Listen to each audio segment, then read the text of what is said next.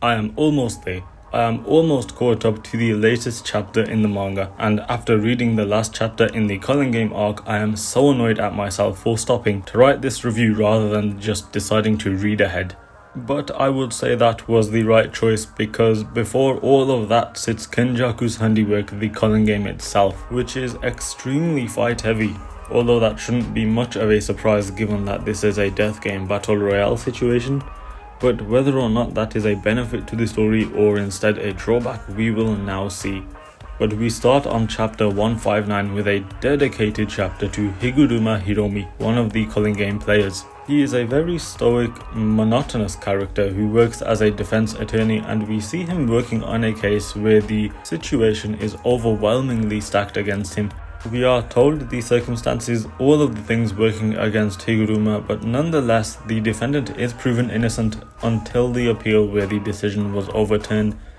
And then comes the reason why Higuruma is my favorite character introduced in this arc. He understands the truth of justice and he wants to keep his eyes open. The decision to make him almost boring in a sense works wonders here. He's just a guy in a suit, his face looks sunken and fallen, as if he is perpetually tired and weighed down by it all. His entire demeanor encapsulates perfectly what he is all about. The same way a normal person with a normal job keeps working, Higuruma is a normal guy who keeps working. Just because he isn't blind to the reality doesn't mean he'll suddenly become a symbol of justice. He'll stay in his lane and do what he can from there. And add to all of this his fight with Yuji, which comes soon after, and he is an amazing addition to the cast of JJK. In the fight, not only do we see more of his character, but he complements and bounces off Itadori really well. From the jump, his domain expansion being a sure hit rather than sure kill introduces a new interesting layer to the power system, and then the mechanics of his domain work well alongside him. Of course, there's the law and judgment aspect, but more specifically I want to focus on Yuji being able to lie. Higuruma almost shrugging it off as to say he saw that coming. He sees the flaws in the system on both sides and knowing that he just chooses to get on with it. And then comes Yuji's confession to the mass murder in Shibuya. Not only the confession but the subsequent fight. We see it from Higuruma's perspective alongside his thoughts, and it gives the impression that Yuji isn't looking for excuses for himself, so we shouldn't look for excuses for him either. Yuji caused all of those deaths, end of story. There aren't any thoughts running through his mind right now that need to be laid out to us. He isn't able to forgive himself, but move to the other side. Higuruma, whose resolve wavers because of Yuji. And it's Higuruma who is able to forgive Yuji in a sense by declaring him innocent, and the exchange of 100 points marks a new path for him. Unfortunately, we don't see him again for the rest of the arc outside of isolated reaction panels to everything else that's going on, but I really do hope he comes back into the story. I think he holds a lot of potential as a character moving forward. And talking about potential, we move to Megumi vs Reggie. Megumi's abilities and battle IQ are on show yet again, and this fight is definitely amplified by what happens in the final stretch of the arc. Megumi has all the tools that would make him strong, but it's his weakness on the inside that he had to get over. Even before Reggie, he had trouble with the others. It's not the best look for him after what is expected of him. But that's not a bad thing. The fact that he could, but he actually can't, is an interesting idea, I think. Like his domain expansion, Megumi himself is incomplete. The addition of Takaba here is a funny one though, since you could say that his intervention helps with that narrative of Megumi's weakness, but after that he doesn't really do much outside of comic relief. I do find him entertaining, say when he takes the final panel of a chapter, but it just seems weird to me to have such a character. And yet, am I being told that this character has importance beyond comic relief in the future? But as for how the fight ends, it was a great way to show Megumi's personality seeping into his fighting style. Like he said before, he's no hero but a Jujutsu sorcerer who fights to win. And as for Reggie, he's a tricky one also. He correctly guessed the truth of the game and Kenjaku's plan, and he also knows Tengen and Kenjaku. He dies and there was no sign that his knowledge of Kenjaku or Tengen would actually lead to anything. I did enjoy his abilities, but He shares one unfortunate thing with a lot of the other new characters in this arc, which is that their roles are isolated solely to that one fight, and that's all. Some of those other characters survive, so maybe we'll see more of them, but Reggie isn't one of those characters, unfortunately.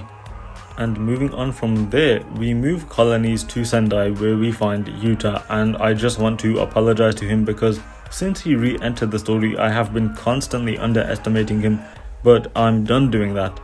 Being second only to Gojo in the modern era and comfortably dispatching someone who was the strongest of their era, if I'm interpreting the information correctly. And he is always calm, he doesn't panic. Take when he suggests the people take a break, a far cry from himself back in Jujutsu Kaisen 0. And unlike most of the others, I think he sees Jujutsu simply more as a job. And on Rika, we finally get an explanation that the current one is an external storage of techniques and energy that Rika Orimoto left behind. So add all of that and Yuta is even more of a powerhouse. And as for his opponents, Uro and Ishigori, I think they do well to represent the power of the previous eras. Uro's sky manipulation is one of my new favourite abilities, and she was touted as a top assassin of the strongest era. But it's Ishigori who is the standout for me. From his own words, he had a relatively good life, and you can put that together yourself based on his appearance. But now with the analogy of dessert, he's looking for the cherry on top. And this leads to Yuta being that cherry. As I mentioned before, Yuta seemingly uses Jujutsu purely as a means to an end, so it offers a nice contrast when the person opposite him is living for the fight, literally. Ishigori wants more, whereas Yuta just wants to protect what he already has. And the way the fight ends with Yuta smiling, it's like he gained something from that fight. And skip forward a bit to Ishigori's death, which I think was well handled actually, with the analogy of him facing Sukuna, even though he knew it was too much for him. It's like a representation of human greed almost, never knowing when to stop, putting yourself in harm's way.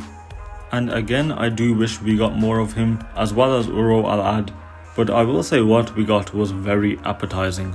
And quickly, on the topic of getting more of these characters, I do get the feeling that there is a big flashback coming up with Kenjaku as he moves through each era from the Heian era up to the present day. Like, we do get snippets of each character in their own respective flashback, but this time it will be from Kenjaku's perspective, where we get the entire picture. But moving forward, we get a look at Sukuna's old, or real body, I guess you could say. A lot beefier, and I really like the forearms, and he has a half face mask or something. I wonder if that means anything, which I do have an idea about given what we get at the end of the arc. Also, he kind of reminds me of forearms from Ben 10. And Miwa's doing something, and the only other time she appears in this arc is when everyone gathers at the end, so I do not know why this panel appears here, other than the fact that it's showing us that she's present, I guess. And then we are introduced to Charles Bernard, who upon first reading felt like the most random of the new characters. Yes, even more than Takaba. But after a reread and scouring online, the idea of a Gege Akutami self-insert showed itself. And I can see that, but I get the feeling that a lot of current and aspiring mangakas have similar thoughts to Bernard. Not that I actually have any idea on this topic, of course. Even the fight with Hakari seemed like it was only ever meant to lead to Charles kind of releasing his pent-up stress, which seems very close to home for mangakas and their working conditions. So maybe it is a Gege Akutami self-insert, or maybe a representation on the manga industry as a whole, maybe.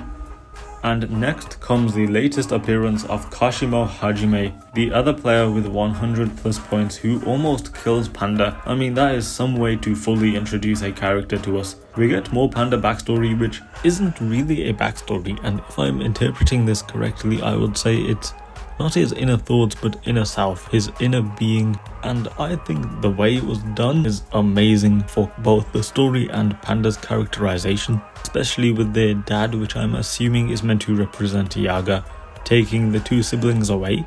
Panda was alone after Masamichi Yaga died, and yet somehow at this point in the story, even though he has his friends, he's more alone than he has ever been. And that's where I think in the future Principal Gakuganji will come back into the picture with Panda, since he is the one who killed Yaga, and he's also now aware of how the cursed corpse technique works, or specifically Panda's existence. But anyway, this scene I thought was setting up his death, but rather Hakari enters the fray, and Panda is now chibified. But anyway, this is definitely my favorite fight in this arc. Not really because of its narrative significance, but just because it was so cool. So I don't really have much to say on it. Kashimo's show hit without a domain versus Hakari's gamble. And on that topic, Hakari, man, his domain expansion is something else entirely. Took me a minute to wrap my head around all of the different intricacies of a restless gambler. And now that I have, or at least I think I have, I just think it's fun. It's so great. The concept of harnessing your luck as a skill I think is really entertaining. And the way it's portrayed only adds to the fight. And even when he becomes immortal for a few minutes, it's just, I can sit there with a smile on my face and enjoy. A funeral for the living is such a cold line, and Hakari's dance, how could I not mention Hakari's dance? What a fight. And then on the other side, Kashimo, even though he loses, I think this was a great representation of his actual strength. And I'm still pretty sure he isn't on Sukuna's level, but I do want to see that fight now. And then we move to Maki alongside Noritoshi Kamo. We learn that Kenjaku has taken over the Kamo clan again and all of Jujutsu headquarters. And we have a special appearance from vengeful curse Naoya. So we did eventually get more of Naoya. Eventually. Even if the extent of his character is to serve for Maki's growth. Alongside two more new characters, Daido and Mio, who are also kind of just there to serve Maki's growth. She's able to reach the level that Toji was on. So let's take a minute to fully understand that. Toji was almost able to kill Gojo, and Maki is now on that level. She's transcended. And in my last review I put forward the idea of Maki's personality becoming completely altered, and it is safe to say that it did. When everyone gathers at the end, the decision is made to point out that Maki has changed. I don't see anything huge coming out of this, but I do wonder if it has greater significance outside of her just having transcended. We return to Megumi, Yuji, Hana and Takaba, where we meet the real angel who is actually living symbiotically with Hana Kurusu, who, in exchange for their help, wants to kill the fallen, aka Sukuna. Now with all this, I want to learn more about this creed. The fallen, the angel, and the fact that the reason why Angel is coexisting with Hana is because of said creed. So I wonder what significance that could also play. I'm also thinking this because I feel as though otherwise Hana's character isn't really needed here at all. She has this one-sided love for Megumi, and I don't know if that has any importance in the context of the story, but my point is that you can remove Hana as long as I haven't missed anything, that is. There surely must be more to this creed, since it can't just be used as an explanation for Angel choosing to coexist rather than take over. But anyway, back with Kenjaku, who is meeting with the US to discuss the possibility of using cursed energy as a power source. And just like a lot of Eastern depictions of the West, the United States isn't shown in the best of light, disregarding lives to get ahead of other countries. And one thing that caught my eye is this, the general's insult. I wonder if this is how Gege Akutami thinks some of the West views Japan. Anyway, the soldiers are deployed, but not for the idea that they were sold. The ultimate purpose is so that they up the level of cursed energy in the Culling game. And we have the next big fight, Choso and Yuki versus Kenjaku. First, her conversation with Tengen though. The thing that intrigues me the most is the fact that she's being so blunt here. We see her sort of connection to the past, the way she almost shows guilt. There's real emotion and compassion there for what was. She's not selfish, and then adding to this, she mentions that Choso, a hardworking and muddy guy, is her type, which tells you all you need to know about her. Her and Choso, even though we don't get much of them together, I think that with what we do get, their characters fit nicely together. Both of them acting for others. We also see the two of them talk, where Choso wants to sacrifice himself, and what ends up happening is Yuki inevitably sacrificing herself, so Choso can live on with Yuji. She remains selfless to the end, and Kenjaku is able to capture Tengen.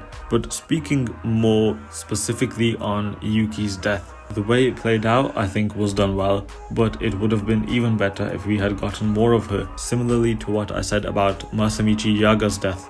if we had gotten to see more of her, to get to know more about her, if we saw her reason behind her ideology. She showed up in the hidden inventory arc and ended here. I feel like surely there was more to her story that could have been. And moving on, Sumiki's body is taken over by Yorozu, a sorcerer from the Heian era. And then we have one of the biggest, most important moments in the entire story where Sukuna has taken over Megumi's body. All of that interest that Sukuna had in him finally makes sense. All of those things I mentioned previously, both in this video and my other reviews about Megumi's potential, but also his weakness, it all comes to the forefront here. Megumi's weakness ultimately proves to be his most important character aspect. Sumiki's death makes him sink to his lowest point ever, and this is what allows Sukuna to gain control. But before her death, we have a great fight up, which is Yuji and Maki versus Sukuna, and this gives us more of Sukuna's personality with the way he treats the two of them. He commends Maki for taking a punch from him, but he mocks Yuji for it. We see his pettiness, the way he just refuses to acknowledge Yuji, and it's more of a 3v1 thanks to Megumi messing with Sukuna from within. And this is like his last stand before Sumiki's death completely crushes him. And it's so cool seeing Yuji and Maki working together, keeping up with each other, or Yuji keeping up with Maki, I should say, realistically. And the choreography in this fight is crazy, and I want to speculate on Yuji's character going forward here. As Sukuna and Urame fly away on Nue, they laugh at Yuji and call him pathetic. Throughout this series, people have said that Yuji doesn't feel like a main character, and with him no longer being Sukuna's vessel, what's his significance moving forward? Someone from Sukuna's past resembles Yuji, and this will definitely link to Yuji's growth and maybe even Sukuna's defeat in the future. This person who Yuji resembles, I think, is part of the reason why Sukuna looks down on Yuji so much, more so than the reason just being the fact that Sukuna couldn't overpower Yuji's will. And I think this could also be part of that major Heian era to modern day flashback I was talking about. And after Sukuna's bath, we get him versus Yorozu, the incarnate who took over Sumiki's body. And just like Hanakurusu, was the romance aspect necessary? But I won't dwell on that, because that's not the only thing I have questions on. But bear with me, because there's a reason I'm calling it a question and not a critique. We get a small flashback from the Heian era, but it gives us absolutely nothing new. Yorozu's character really just didn't add anything. On face value, that is, because I know this is a bit of a long shot, but this fight might be one of the most important in the entire series, because this idea of love, I'm not going to call it a weakness because that's ridiculous, of course, but it's a feeling that isn't centered around his ego and his feeling of superiority over others, the love for someone or the love for fighting. And we do get this panel at the end of the arc when Sukuna is face to face with a certain someone. My point is, this love thing might actually be the key to something, whether it be his character, his defeat, something, and I think it's something important. But moving on, we see Kenjaku moving forward with his plan as he adds new rules to the Culling Games, and we see this figure, some kind of corpse, and I think this connects to Sukuna and Angel. The left side of its face closely resembles that mask thing on the left side of the face of Sukuna's real form. It resembles Sukuna's whole face, really. So I think this, whatever it is, also links to the creed in some way. And we have now reached the last part of the arc. Everyone has gathered together for this monumental moment. Angel and Hana use their technique to unseal Gojo, and once free, he moves so fast that nobody even sees him to confront Kenjaku. And to sum up my feelings, I can count on one hand the number of series that have made me feel this hyped in recent times, and then add the fact that Sukuna shows up and Gojo proclaims that even against Sukuna, he will win. The way he so casually talks down on the King of Curses as well, how could you not be excited? I genuinely cannot wait to read the next 30 or so chapters I have left to get caught up, and there is no way I am not pulling up without popcorn and a 3-piece suit. But anyway, that is the end of the Culling Game arc. Straight action from beginning to end. Was it as good as I had hoped? I think so, yeah.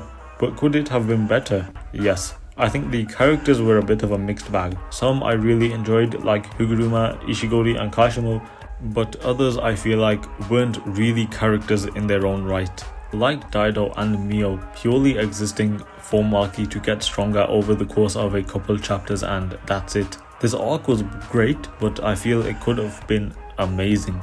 And now we come to the final stretch, the final few chapters before I am completely caught up with the series. And the way that the Culling Game arc has ended, I do not know if I am ready for the possible insanity that may lie ahead of me.